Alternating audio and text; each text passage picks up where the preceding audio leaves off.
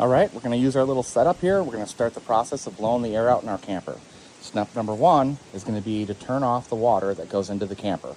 And then we're going to leave this hose connected to the camper. And the end that's here, getting disconnected from the faucet, will get connected to our compressor setup. So let's go ahead and turn off the water and get that started.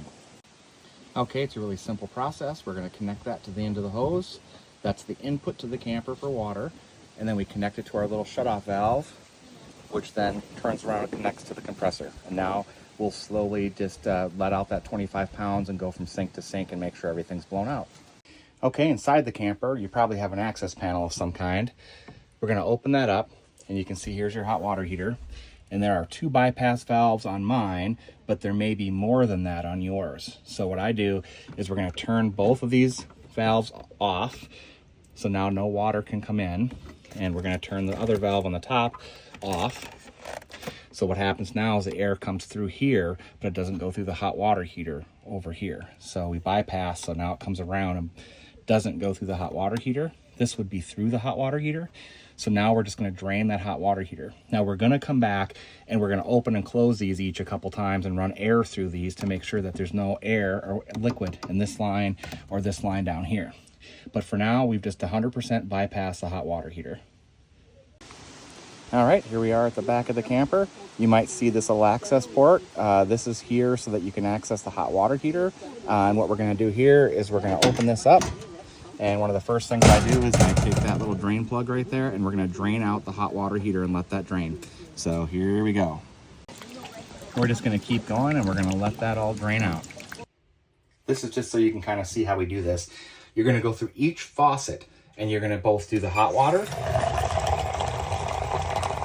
We're gonna keep doing that until all the water is pressed out that we possibly can.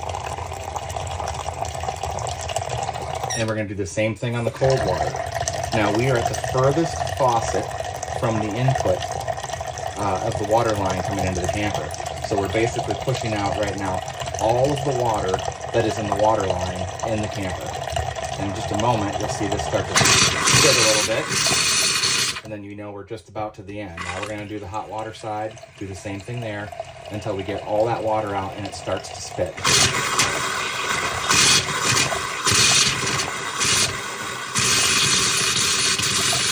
Now when we get most of the way there, I'm gonna come around and do the same thing to the toilet. You know, you're gonna press the little lever.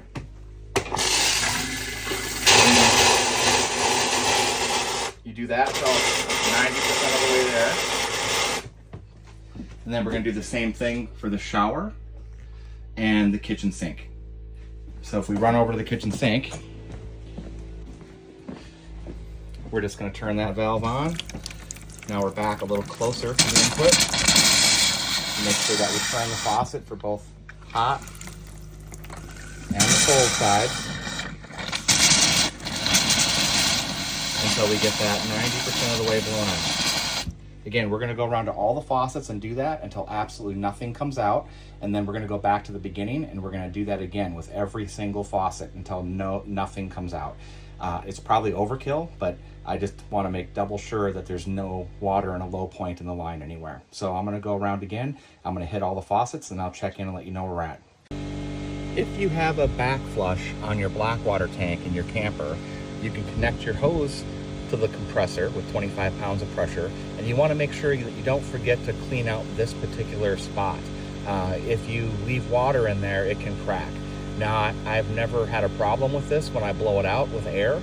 I don't fill it with any chemicals. I just connect the hose and blow the air out, which then blows basically into your black water tank, any water that's left in here, and then you're done for the season.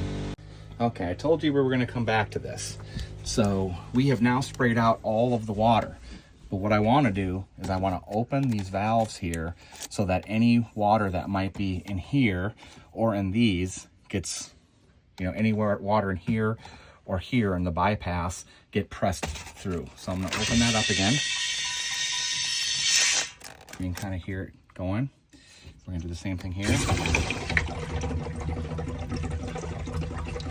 We might do that one more time after we drain the tank. I can hear it gurgling in there, so we're going to go back out and we're going to use a siphon to get the rest of that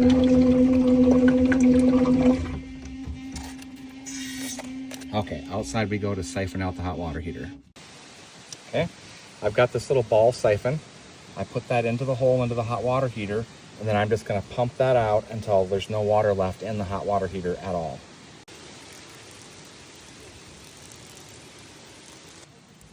Now this is also a great time of the year to kind of come in here and do a little inspection. You know, if you see any dirt or nests or something inside there that you have to clean out, this one looks like it might need a little vacuum. I tend to do the cleaning, you know, as I go. That's not bad. There's a little dust in there. I'll come back with a vacuum and I'll kind of clean that out, but mostly it's looking pretty good. But this is the time to kind of check things over and make sure everything's clean in your vent and everything's looking good. All right, so you're asking me, how do you know when it's done? Well, here's an example of I've gone around several times and I've cleaned out and opened up these valves. So what we got now is, this is kind of it. When mostly all you hear is air and you're really not getting anything else out, that's how you know you're kind of getting done. Okay, well, here we are. One more time, I'm going to try to flush things through this setup by the hot water heater, the hot water heater bypass. You may not have to do this as many times as I do. Part of that is I'm trying to do this for demonstration on the video, and the other part is I like to make absolutely sure, because we're in an area in Wisconsin where we get, 40 below winters. So I'm just going to open this thing up again. There you go. You notice no gurgling. I sucked out all that water outside. We're just making sure that there's no air in there. And I'm gonna bypass this again. That's it. Now we're blowing all these lines out over here. And that's pretty much it. I'm confident that everything's blown out nice and clean. Again, this seems like a lot. The first time through, you're gonna, think that double guess and think that you forgot something. You just have to take it one step at a time and make sure that you open and close all the valves. The biggest thing that people forget is probably this bypass on the hot water heater. If you remember this and you remember that extra little button on your kitchen sink, you probably are gonna get everything okay. Okay, our last step here is I'm gonna take some of this RV and marine antifreeze. I usually put 2 of these cups down each drain, and that will fill the trap below the sink to make sure it doesn't freeze. So 2 of those cups down each one of these, including the bathroom. I made this simple little attachment for the top of a container. I took one of the lids, I drilled a hole in it, and I put this little plastic hose through it. Now we're gonna go over and I'm just gonna dump some of this into the hot water tank, just so that we have a little bit inside the hot water heater.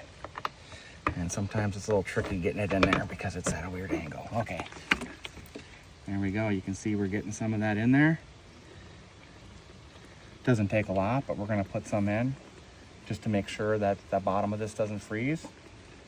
And then what we're gonna do after that is we're just gonna take the piece that belongs in there, the plug. We put the plug back in.